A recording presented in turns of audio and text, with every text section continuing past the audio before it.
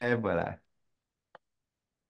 Bonjour tout le monde, donc bienvenue à Discutons DT1. C'est la plateforme pour que les DT1 justement puissent s'exprimer, puissent aussi échanger par rapport à comment ils vivent avec le diabète. Et question de nous aider, je vous rappelle que c'est super simple. Vous pouvez faire un like en bas de la publication du vidéo. Vous pouvez aussi partager sur vos réseaux sociaux si vous avez appris quelque chose qui vous a intéressé. Question que les autres diabétiques puissent le voir également. Et en fait, ben, ça va nous aider à nous faire connaître.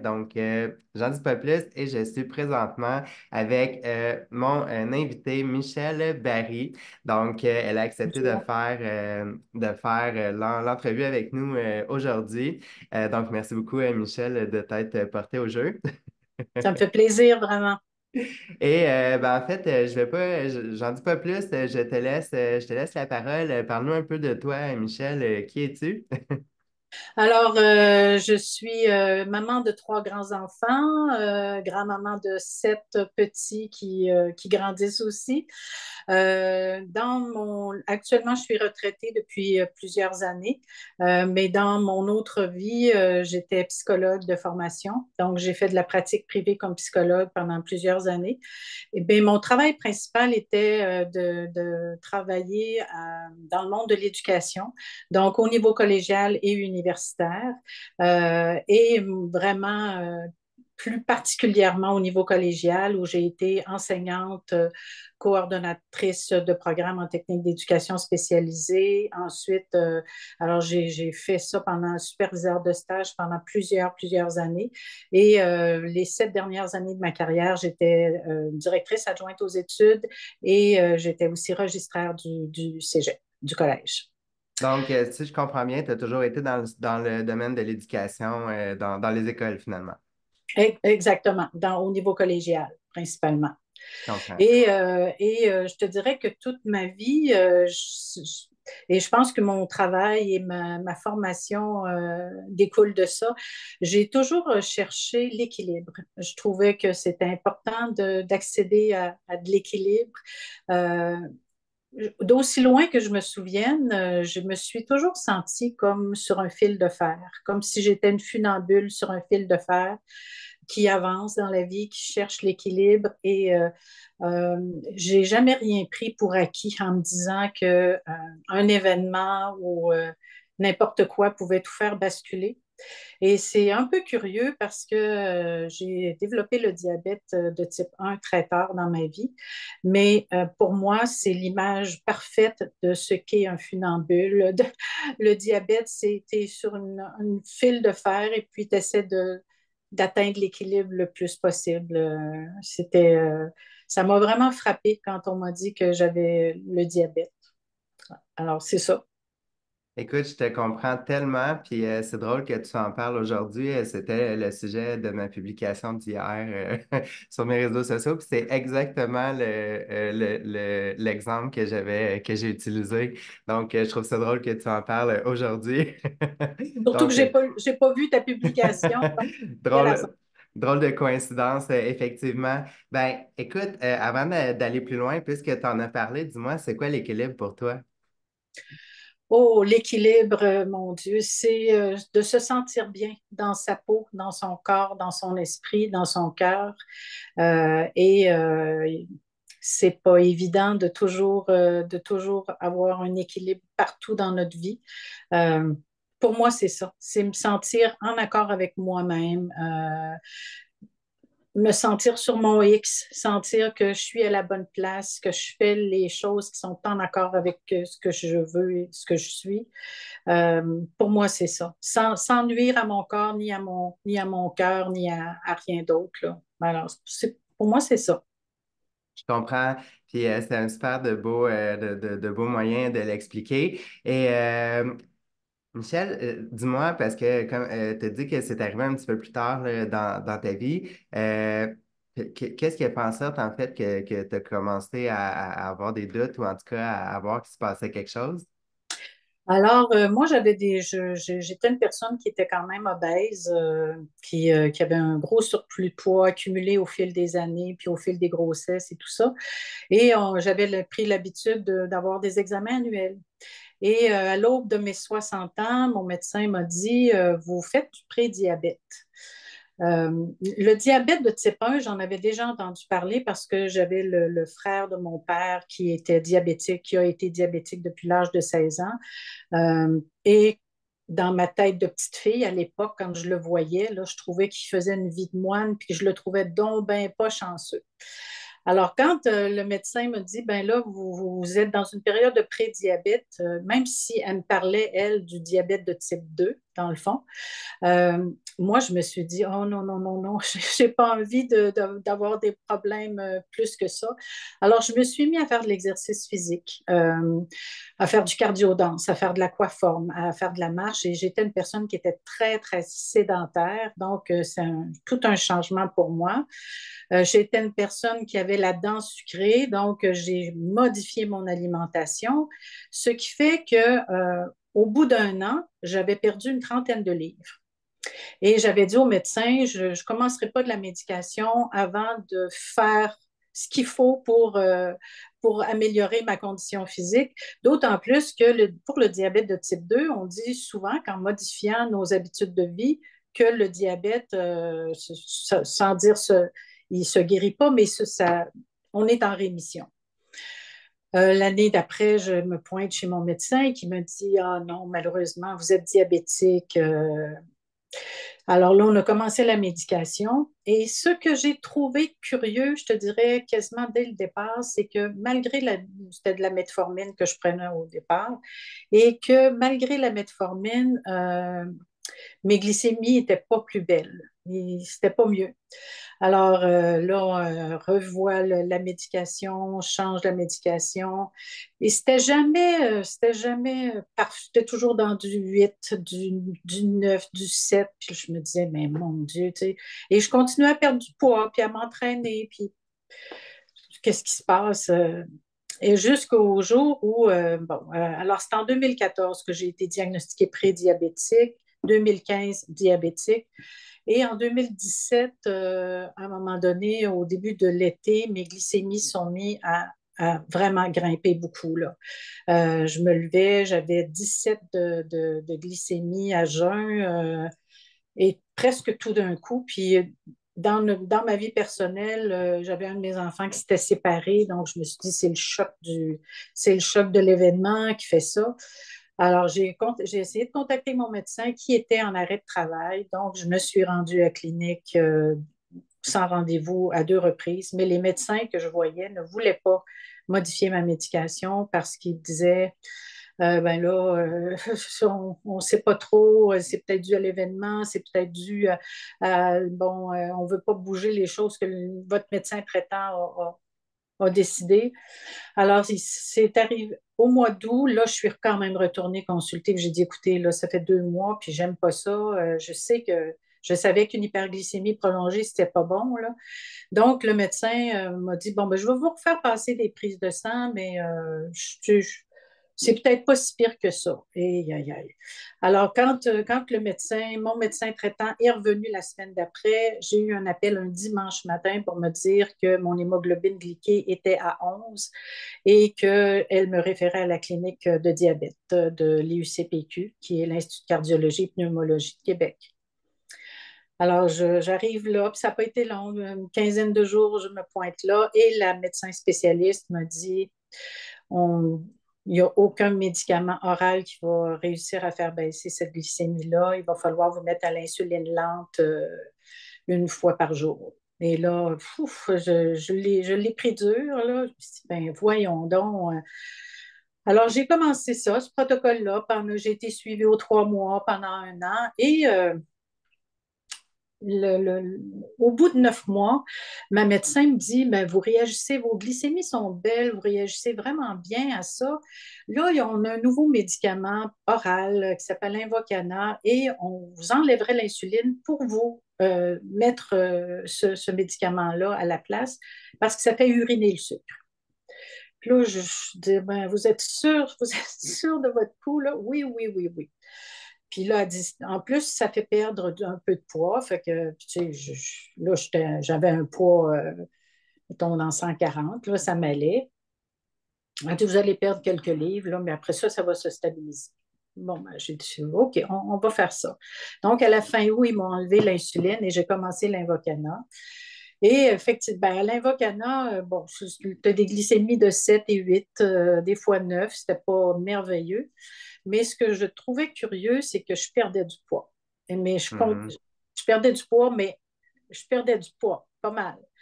Et au mois de novembre, donc ça faisait 3 mois que j'étais sous Invocana, je vais en voir mon médecin, puis je dis, écoutez, là, j'ai perdu 14 livres, là, je trouve que c'est assez. Non, hein, inquiétez-vous pas, c'était beau, c'est parfait, on continue comme ça. Excuse-moi, je vais prendre une gorgée d'eau.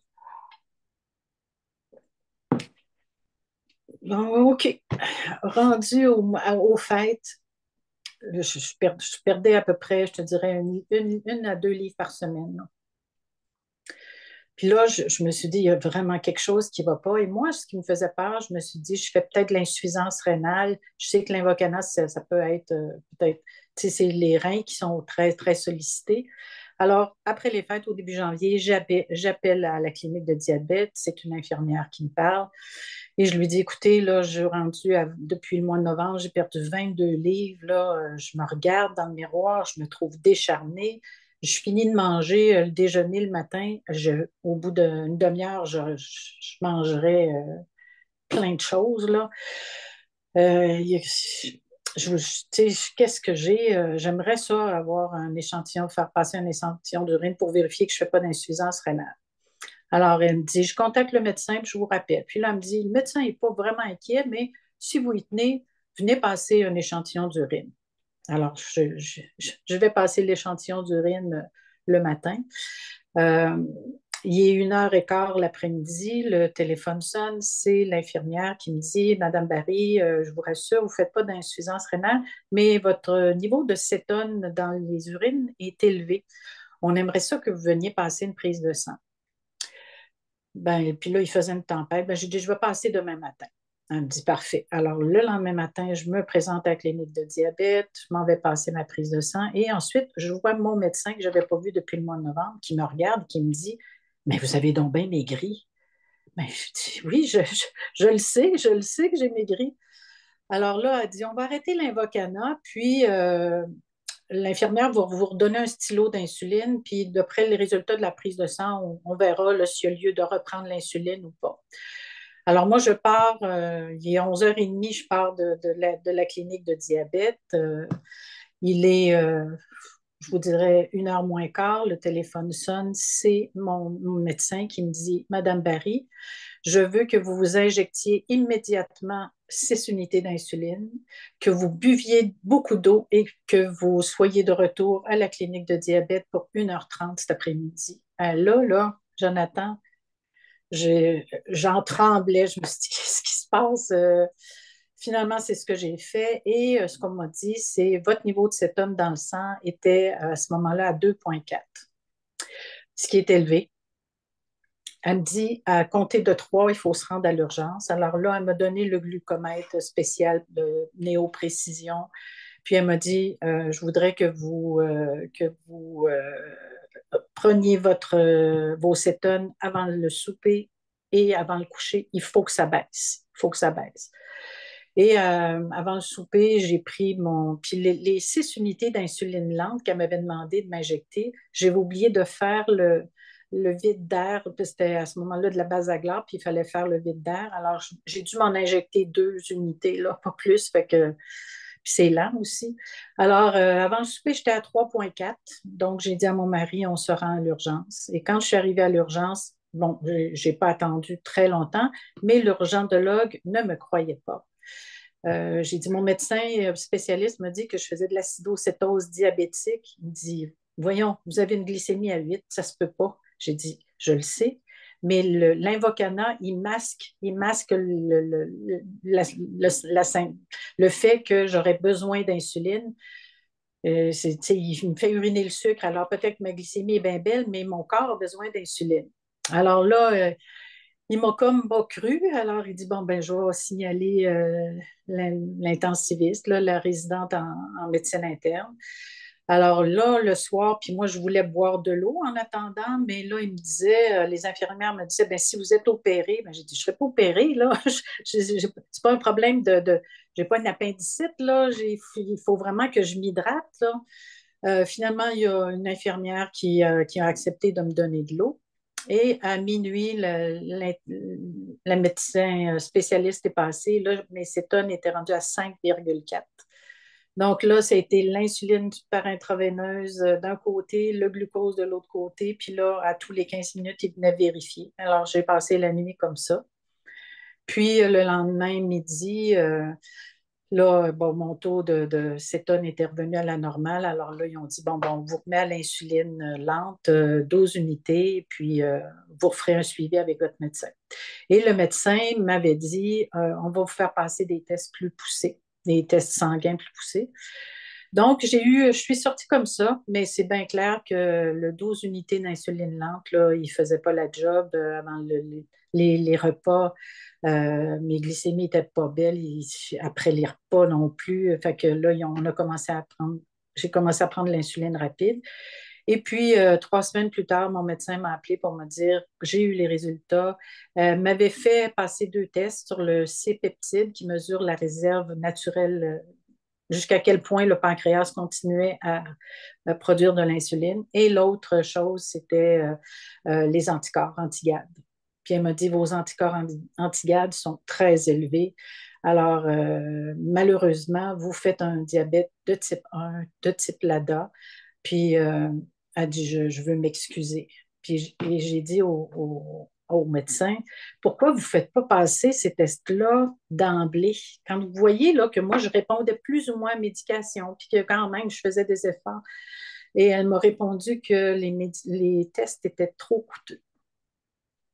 Les tests, parce que le test anti-GAD, en tout cas à l'époque, là, ça fait 5 ans, il y avait à l'envoyer aux États-Unis, puis c'était trop cher. Sauf que moi, ça m'a laissé une petite amertume au cœur parce que je me suis dit, si on avait passé ces tests-là avant, jamais on m'aurait enlevé l'insuline, jamais on m'aurait mis à l'Invocana. Puis finalement, s'il me restait une petite réserve, là, les 5 mois que j'étais plus sous insuline, j'ai tout passé, là. Alors, fait que c'est comme ça que j'ai appris que j'étais DT1 là-dedans. Et, Wow! Écoute, avec ce que tu viens de nous raconter, moi, il y a une chose que je retiens là-dedans, c'est un, faites-vous confiance. Puis les médecins, en fait, même s'ils ont beaucoup d'expérience, puis même s'ils ont eu la tête dans les livres pendant plusieurs années, reste qu'il n'y a jamais rien qui va équivaloir en fait comment on se sent, puis notre expérience personnelle à nous. Puis en fait, tu sais, je comprends ton sentiment de mais pourquoi vous n'avez pas fait passer ça avant? Et en fait, on a le droit de le demander et de l'exiger. Donc, à ce moment-là, puis c'est vraiment étrange parce que plus qu'on passe ces entrevues-là, ben, je les passe, plus que je me rends compte que ça arrive trop souvent, cette Moses d'histoire-là de ils m'ont passé ce test-là, puis finalement, mais puis comme tu l'as demandé aussi, pourquoi vous ne le faites pas automatique? Genre, ça peut éviter ou ça peut aider à sauver des cellules qui fonctionnent encore ou en tout cas les garder vivantes plus longtemps. Fait que c'est super important. Si quelqu'un écoute ça, et qui a des doutes ou peu importe, demandez-le ce test-là, puis à ce moment-là, ils ont pas il y a des coûts, oui, qui sont associés à ça, mais en même temps, on le paye, notre système de santé, puis hum, on y a droit, donc voilà. Mais merci de nous avoir partagé ça, Michel. Moi, ça m'a vraiment touché. Tu contais ton histoire, là, puis écoute, j'avais des frissons, puis tu sais, j'avais un petit Moses, tu sais, c'est plate, puis on devrait pas avoir à vivre ça. Donc, merci, c'est super intéressant. J'adore ça. Et Content. à ce moment-là, en fait, ben, tu sais, dans ton cas, ça s'est passé un peu, ben, pas étrangement, mais mettons qu'il y a eu des étapes dans le processus, puis tout Oui. ça. Euh, Comment ça s'est passé pour toi, mettons, de l'étape 1 à on commence, il y a le prédiabète puis tout ça, à la dernière étape qui est on t'a passé les tests, là, on est sûr, c'est le type 1 LADA. Donc, comment ça s'est passé pour toi psychologiquement, Mm. dans ta tête, dans ton cœur? Attends, tantôt, tu as dit dans ta peau, dans ton corps, dans ton esprit puis dans ton cœur. Mhm. Ça a été, je te dirais, un tsunami. Ça a été difficile à prendre, vraiment, vraiment, parce que c'est ça. À partir du moment où on m'a dit tu fais du prédiabète, puis au fur, et ça, je me disais, bon, ben, diabétique de type 2, j'ai juste à me taper sur la tête. Hein, je n'avais pas des bonnes habitudes de vie, j'étais sédentaire, je mangeais trop, j'avais la dent sucrée. Mais mais à partir du moment où j'ai commencé à faire les efforts, c'est comme si je me disais, ben là, je fais des efforts, pourquoi ça donne rien? Et ça m'a, dans un sens, Jonathan, ça m'a comme soulagée parce que je me suis dit, OK, ça m'explique pourquoi, malgré tout ce que j'ai fait avant pour essayer de remettre la situation, de me mettre mieux en forme, puis plus en santé, puis éloigner le diabète, ça ne pouvait pas marcher. Pourquoi ça ne pouvait pas marcher? Parce que mon pancréas était en train d'être, les cellules bêta étaient en train de se détruire, puis ça, c'était hors de mon contrôle. Là. Fait que dans un sens, ça m'a soulagée parce que je me suis dit, je faisais tout ce qu'il fallait pour, mais ça ne pouvait pas marcher. Mais à partir du moment où on m'a dit diabétique de type 1, l'ADA, pour moi, ça représente beaucoup de deuil. Le principal, ce serait de l'insouciance de manger ce qu'on veut quand on veut. J'étais une gourmande, je suis restée une gourmande. C'est pas parce que je suis diabétique de type 1 que je ne le suis plus. Alors, pour moi, c'est des renoncements, des deuils. Puis, des fois, c'est des choix que je fais, là. C'est-à-dire que je sais très bien que les trois quarts, ben, tout le monde, les diabétiques de type 1 peuvent dire on peut manger ce qu'on veut du moment qu'on s'injecte de l'insuline en conséquence. Mais moi, dans mon histoire, j'ai été obèse, je ne veux plus l'être et j'ai tendance à reprendre du poids malgré que je continue à bouger depuis que je suis à l'insuline. Puis je ne veux pas prendre beaucoup trop de poids. Alors, je ne veux pas manger non plus, me dire, ah, je peux aller me manger une poutine, j'aurais juste à me mettre plus d'insuline. Je ne veux pas faire ça. Là. Donc, j'ai renoncé. J'ai renoncé à toutes les pâtes parce que la gestion de la glycémie était trop difficile. Là, ça me faisait trop grimper. J'ai renoncé à toutes les céréales. Je ne mange plus de céréales du tout, du tout. Puis, je me permets une bouchée de dessert quand c'est la fête de quelqu'un. Je m'en permets. On dit toujours que c'est la première bouchée qui est la meilleure. Fait que celle-là, je me la permets, mais les autres, non. Parce que je trouve ça quasiment moins compliqué, moins difficile à gérer de ne pas en manger que d'en manger, puis après ça, me retrouver avec une glycémie haute, me retrouver à être prise pour me corriger. Ça, puis ça me stresse aussi. Moi, l'hypoglycémie ne me stresse pas tant, c'est plus l'hyper qui me stresse, donc je veux éviter le plus possible d'être dans cette zone-là. Alors, j'essaie de m'arranger pour ne pas l'être. C'est aussi simple que ça. Je Mais comprends. c'est ça, c'est des renoncements, c'est des deuils. Je suis allée, je suis psychologue, je suis bien placée pour aller chercher de l'aide aussi quand j'en ai besoin. J'ai consulté quelques mois pour m'aider à accepter. Ben, je ne vais pas dire à accepter ça parce que je pense que je l'accepterai jamais. À vivre avec. À vivre avec. Pour moi, c'est ça. Là. Puis dis-moi, je veux revenir sur un truc que tu disais par rapport, mettons, à tes habitudes de vie que tu avais changé avec espoir, en fait, que ça allait un impact positif. Puis là, que finalement, tu disais, j'ai fait des efforts, puis ça donnait rien. Ben, en fait, c'est pas tout à fait ça. Ça donnait quand même quelque chose. Oui, oui, oui, tout à fait. Et dis-moi, en fait, par rapport à ce que tu avais modifié au niveau de tes habitudes de vie, à partir du moment où le diagnostic a été fait, donc il y a une espèce de libération de hey, sais-tu quoi, même si j'avais fait n'importe quoi, ça aurait arrivé quand même. Puis ça l'expliquait en fait pourquoi les efforts ne donnaient pas les résultats souhaités. Mais dis-moi, puisque tu l'as fait pendant un certain bout de temps, à ce moment-là, après un certain temps, ça devient comme un peu naturel, puis on continue de le faire. Est-ce que tu as maintenu des habitudes que tu avais développées pendant cette période-là maintenant, ou en fait, après avoir eu le diagnostic, ça fait comme, puis finalement, on passe à d'autres choses, puis on oublie ce qu'on avait fait? Non, non, j'ai maintenu. J'ai maintenu, puis je t'avouerai que j'ai la chance d'avoir une sœur qui est extrêmement active, ben, pas diabétique, là, mais qui fait entre, je te dirais, 15 et 25 000 pas par jour, qui est très, très active. Alors, et elle me challenge un peu. Fait que non, j'ai pas arrêté. J'ai pas arrêté. Là, ce qui fait que je bouge un petit peu moins, c'est que j'ai une capsulite à l'épaule.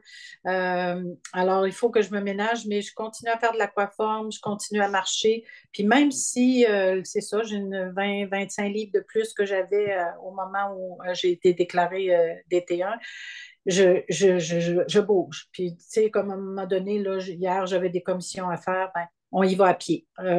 Non, et ça, je vais t'avouer que c'était un cadeau dans ma vie. Et j'ai un de mes amis, je m'excuse pour l'expression qu'il employait, là. Il me disait, il y a toujours un cadeau sous un tas de marde. Il y en a toujours un. Il suffit d'en chercher le sens, il suffit de creuser, puis tu vas le trouver. Et pour moi, le cadeau de mon diabète, c'est quand même, là, j'ai quand même 60 livres de moins que j'ai déjà eu. Oui. Et je continue à bouger et je suis plus mobile que j'étais. Puis l'âge aidant, tu sais, je vais avoir 70 ans au mois d'août. C'est très important. Plus je vieillis, plus je me rends compte à quel point c'est important d'avoir une bonne activité physique puis de rester mobile. J'ai des gens que je connais dans mon entourage qui ont mon âge puis qui commencent à se promener avec une canne puis une marchette. Moi, je veux pas ça, là. Et je pense que si je n'avais pas eu le diabète, ben, ça aurait peut-être été ça. Parce que j'aurais eu mal aux genoux, parce que j'aurais eu mal aux hanches, parce que j'avais un trop gros surpoids. Donc, ça, c'est l'aspect positif de mon diabète. Même si ça ne me fait pas plaisir d'avoir le diabète, ça, c'est l'aspect positif. Ben, effectivement. Puis ça arrive souvent, en fait, ou en tout cas, je le constate de plus en plus. Tu sais, le diabète, c'est simple, là, c'est quatre affaires. Faut qu'on bouge, faut qu'on choisisse bien ce qui se retrouve dans notre assiette en fonction des résultats qu'on veut. Faut bien dormir, puis faut apprendre à bien gérer notre insuline, ou en tout cas la glycémie. Puis à partir du moment où on met tout ça ensemble, ben, tu sais, ça simplifie la chose, puis ça rend la chose plus facile. Donc, si je comprends bien, ou en tout cas, si je résume, le fait d'avoir ta sœur proche de toi, qui est déjà très active, ça t'a inspiré, ou en tout cas, ça t'a motivé à continuer, ou en tout cas, à dépasser cette limite-là, puis à t'activer finalement, là, puisque ta sœur le faisait. Fait que ça a été une inspiration pour toi, c'est ce que j'ai compris. Tout à fait, tout à fait. Oui, oui, oui. Donc, entourons-nous de gens inspirants qui vont nous permettre de pouvoir développer peut-être des compétences ou des habitudes qui ne sont pas ancrées en nous, mais qui sont possibles de développer justement là, avec le temps. Exactement, exactement. Oui, puis ma soeur est plus âgée que moi, puis elle ne prend aucun médicament. Puis, tu sais, j'ai juste à la regarder aller, puis je me dis, mon Dieu, oui, continuons ça. Si on veut vivre longtemps et en forme, il faut s'aider. Voilà, ah mon Dieu, c'est vraiment drôle parce que encore une fois, j'ai fait un podcast dernièrement sur la chance de la discipline. Donc, tu sais, il n'y a pas il y a pas de chance dans la vie, il y a de la discipline.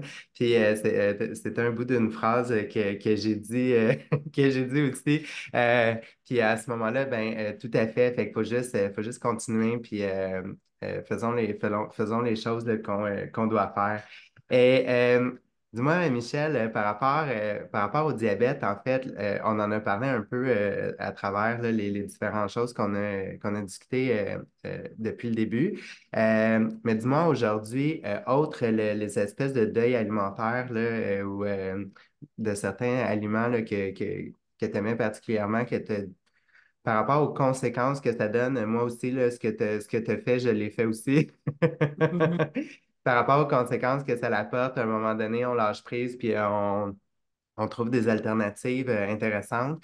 À ce moment-là, dis-moi comment le diabète influence ta vie en général. Donc, qu'est-ce que ça change ou qu'est-ce que ça l'apporte de plus là, par rapport à ta vie? Ben, j'étais déjà une personne, moi, disciplinée, ce qui fait que ça m'a servi. Puis ça continue à me servir parce que là, je suis allée justement voir mon médecin il y a 2 semaines, puis tous mes examens sont parfaits, mon hémoglobine glyquée, tout est sous contrôle, comme on dit. Ça, c'est c'est un plus pour moi. Là, j'étais déjà disciplinée. C'était quoi ta question? Veux-tu revenir sur ta Eh ben, en question? fait, je te demandais un peu comment ça l'influençait, Oui. mettons, aujourd'hui dans ta vie de tous les jours, mais j'ai le goût d'aller ailleurs. OK. Avec ce que tu viens de dire, tu dis que t'étais déjà discipliné. Donc, d'après toi, qu'est-ce qui a créé cette belle discipline-là? Et j'ai une deuxième question qui vient avec. Cette semaine, dans le groupe de la l'AQDT1, la question de la semaine était quand on rencontre notre endocrinologue ou notre médecin là, qui nous suit, est-ce qu'on dit toujours la vérité? Donc, discipline, je trouve que ça va un peu avec ça. Donc, est-ce que ça tente de nous en parler? Ouais, ben c'est ça. Ben, c'est sûr que moi, la discipline, je l'ai acquise, je te dirais, par mon travail, parce que particulièrement les 7 dernières années de ma carrière, je suis devenue registraire du collège, coordonnatrice de l'organisation scolaire, et ça prend, il y a un paquet d'opérations qui doivent être faites, puis dans l'ordre. Alors, ça prend une méthode. Enseigner aussi, ça prend une méthode. Hein. On ne peut pas arriver puis dire n'importe quoi, n'importe quand. Là. Je l'avais plus je te dirais, dans ma vie professionnelle, parce que quand je dis j'étais très disciplinée, mais quand je mangeais du chocolat puis des chips, je ne l'étais pas tant, là.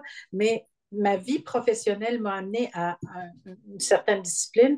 Et là, j'ai décidé de l'appliquer dans ma vie réelle. Donc, c'est sûr que le diabète est omniprésent. OK? Quelqu'un parle de singe sur l'épaule, il est là. Euh, il est là, ne serait-ce que, bon, c'est ça, je m'en vais prendre une marche, OK, ma glycémie est à combien? Oups, regardons, hein, on est à combien? OK, qu'est-ce qu'il faut que je m'apporte? Parce que si je suis à 5,3, c'est clair que si je mange rien ou si je bois rien entre-temps, je vais faire une hypo. Donc, c'est omniprésent dans ma vie. C'est toujours, toujours là. Euh, bon, j'aime pas dire ça, j'ai pas le choix. Je pense que je l'aurais, le choix. Euh, Mhm. Moi, j'ai choisi de m'en occuper. De m'en occuper, je veux vivre longtemps, le plus possible, dans la meilleure forme possible. Donc, je m'en occupe. Puis, tu sais, tu le disais tantôt avec ta sœur, qui est super inspirante par rapport à ce qu'elle fait, puis tout ça. Puis, un peu comme tu viens de le dire, tu sais, de vivre vieux et en santé, il n'y a pas de pilule magique pour ça. Donc, à ce moment-là, en fait, ben, il faut prendre en charge notre corps, ben, la maladie dans ce cas-ci, là, le DT1. Mais tu sais, il faut prendre ça en charge, puis il faut participer à la gestion de tout ça parce que c'est ce qui va faire la différence. Puis pour arriver en passant pour ton âge, parce que tu l'as dit tantôt, tu le fais Oui. pas. Ah, merci. Merci. Moi, je veux ressembler à toi, à ton Puis, âge, là, sérieux. pas de botox. On le voit plus comme ça, là, le petit bout ici, mais ça, c'est la perte de poids aussi qui a eu une influence un peu partout. Donc, en prenant en charge, en fait, notre santé, puis en posant des actions un peu à tous les jours, ben justement, ça permet de sais, de vivre en forme et en santé plus tard, ça se passe maintenant. Des fois, c'est Exact. ça, des fois, c'est ça qu'on a de la difficulté en tant qu'humain à comprendre parce que ça exige des choix. C'est ça que tu viens de dire, là, on vient de parler de choix. Tu sais, on aurait le choix de rien faire puis de pas faire tout ça, mais ça vient avec une conséquence. Puis moi, personnellement, je veux pas vivre avec cette conséquence-là. Donc, je m'arrange pour pas que ce soit, pour pas que ce soit le cas. Je partage tout à fait ton avis là-dessus. Moi, non, c'est ça. J'aime mieux m'abstenir de manger quelque chose de trop gras ou de trop riche. J'aime mieux ça. Ça va être moins compliqué. Pour moi, c'est moins compliqué de dire non, laisse aller ça. Au moins, tu n'auras pas à dire ah, je suis haute, il faut que je me corrige, il faut que ci, il faut que ça. Mhm. Puis pour le bienfait aussi, là. Tu sais, on a déjà notre singe sur notre épaule tout le temps, là. On n'est pas obligé de s'en rajouter un autre. Exactement, exactement. Tout à fait d'accord avec toi. Oui. Excellent. Et dis-moi, Michel, par rapport à ton expérience, en fait, puis par rapport à tout ce que tu as appris, à tout ce que tu as fait là, au niveau du diabète, à ton diagnostic ou même, je te dirais, au début, quand ils t'ont dit là, que tu étais prédiabétique, tout ça, est-ce qu'il y a quelque chose que tu sais aujourd'hui que tu aurais aimé avoir à ce moment-là qui aurait pu t'aider ou qui aurait pu changer, mettons, comment ça s'est déroulé? Ben, en fait, ce que j'aurais aimé savoir, j'aurais aimé avoir le bon diagnostic au départ. Je pense que c'est ça la grosse affaire.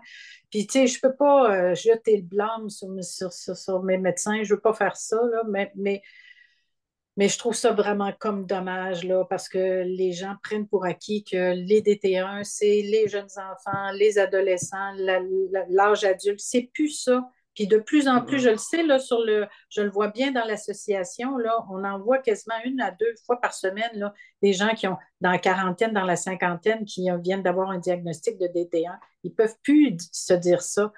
Donc, j'aurais aimé avoir le bon diagnostic au départ. Je pense que ça aurait évité bien des errances, là. Puis l'autre chose que j'aurais aimé savoir, puis plus quand j'ai été diagnostiquée DT1, c'est qu'on pouvait se corriger quand on avait des glycémies trop hautes, plutôt que d'attendre au lendemain, là, avant le repas.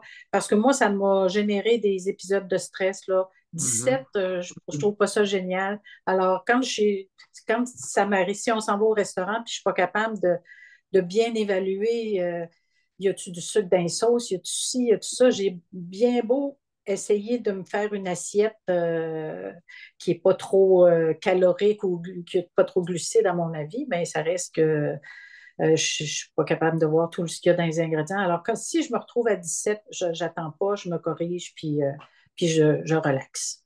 Je comprends. Et en fait, par rapport à ça, est-ce que tu penses, parce que, tu sais, mettons, d'avoir le diagnostic, c'est déjà beaucoup. Puis, en fait, l'impression que ça me donne, mettons, par rapport à ça, c'est que, il y a comme des étapes par rapport au traitement. Commençons par gérons l'insuline, puis que le patient comprenne un peu là, qu'est-ce qui se passe Ouais. dans son corps. Puis après, quand il aura compris ça, on pourra lui donner, mettons, les façons de pouvoir se réajuster, comme tu disais. Probablement que, tu sais, s'il dit ça au début, ça en fait beaucoup, puis, mais c'est des Mais c'est hypothèses, là. vrai. Mais c'est vrai, tu as tout à fait raison, c'est vrai. Parce que déjà, apprendre à s'injecter l'insuline, les sortes d'insuline, puis moi, j'ai eu des insulines lentes qui m'ont fait faire des grosses hypoglycémies à 2 reprises. Il a fallu que je change d'insuline lente, puis le médecin pouvait bien me dire, ben ça se peut pas. Mais je dis, je m'excuse de vous dire que ça se peut parce que je me suis retrouvée à 1,5 là, en une demi-heure. Là, je ne sais pas ce qui s'est passé, mais alors c'est ça, oui, oui. Et c'est vrai que c'est une quantité d'informations, hein. Et ce qu'il faut, avec ce que tu viens de dire, en fait, je fais du pouce là-dessus, c'est que, rappelez-vous que il y a des choses qui sont écrites dans les livres, mais en fait, en tant que patient, puis on s'observe, puis on voit bien comment qu'on vit avec tout ça, chaque personne réagit différemment. Donc, on va faire exactement la même activité, on va manger exactement la même chose, on va se donner exactement la même quantité d'insuline. Clairement qu'on n'aura pas les mêmes résultats. Oui, c'est vrai, tout à fait, tout à fait. Donc, faut pas non plus hésiter dans le cas où on a un doute ou une certitude, comme dans ton cas, ne pas hésiter en fait à challenger notre médecin. Puis, tu sais, eux sont là pour ça. Puis, ce qu'ils ont, c'est les connaissances qu'ils ont appris à travers leur pratique, puis à travers leur expérience, puis tout ça. Mais il y a toujours des cas, il y a toujours des cas isolés ou, mettons, qui qui ont une réaction différente, puis ça se peut. Donc, vous êtes pas genre, vous êtes pas anormal parce que cette chose-là vous arrive, ça se peut. Genre que toute personne ou tout patient peut réagir différemment à une même molécule ou à un même traitement. Fait que c'est super important. Merci. Puis c'est intéressant ce que tu dis, Jonathan, parce que il y a bien des gens qui peuvent être intimidés par les médecins. OK? Puis parce que, soi-disant, ils sont plus savants que nous autres, là. Mais moi, là, j'ai pas encore rencontré un médecin qui est diabétique de type 1 qui me soigne, là. Fait que c'est moi, là. Si je dis que j'ai eu cette réaction-là, puis qui m'ostine, comme l'urgentologue qui me disait, ben non, vous pouvez pas faire d'acidocétose diabétique, votre glycémie est à 8. Je m'excuse, là. Hey, non. Mais moi, les médecins, ils ne m'intimident pas, là. Fait que je suis capable de leur dire, ben, vous avez jamais vu ça, ben là, vous le voyez pour une première fois, là. C'est ça, là. Voilà. Puis tu sais, c'est du monde comme nous, là. Oui, ils ont été à l'école, puis ils ont leur doctorat, puis tout ça, puis ils ont fait des études poussées, mais reste que c'est du monde comme nous. Puis en fait, ben c'est ça. Ils fonctionnent avec ce qu'ils connaissent dans leur cadre d'apprentissage, mais au-delà du cadre, ben, il y a du monde autour qui peuvent en sortir, puis ça se peut. Exactement. Exactement. Oui, tu as raison. Voilà. Et en fait, Michel, c'est super intéressant ton entrevue. Merci d'avoir accepté de la faire. Puis en fait, j'ai le goût de te demander, avec tout ce qu'on vient de discuter puis d'échanger, comment tu vois ça plus tard? C'est quoi la suite pour toi? Moi, je vois l'avenir plus au jour le jour, je te dirais. Euh, L'important, c'est de contrôler le plus possible mon diabète au jour le jour. Euh, je t'avoue que je partage la crainte que Lucette a eue la semaine dernière quand tu l'as interviewée. Là, je vais avoir 70 ans, j'ai toute ma tête, mais dans quelques années, tout à coup, je me mets à faire de l'Alzheimer. Puis là, je sais que j'ai une vie privilégiée. J'ai mon mari, j'ai mes enfants, j'ai un assez grand réseau autour de moi, mais je ne voudrais pas avoir à perdre la tête puis être capable de gérer moi-même mes affaires. Ça, c'est une inquiétude que j'ai, mais sur laquelle je n'ai pas de contrôle. Donc, ça ne sert à rien de trop y penser non plus. Fait que je me croise les doigts. Alors, mon avenir, honnêtement, je le vois au jour le jour, puis je le vois aussi, j'espère profiter encore de nouvelles technologies.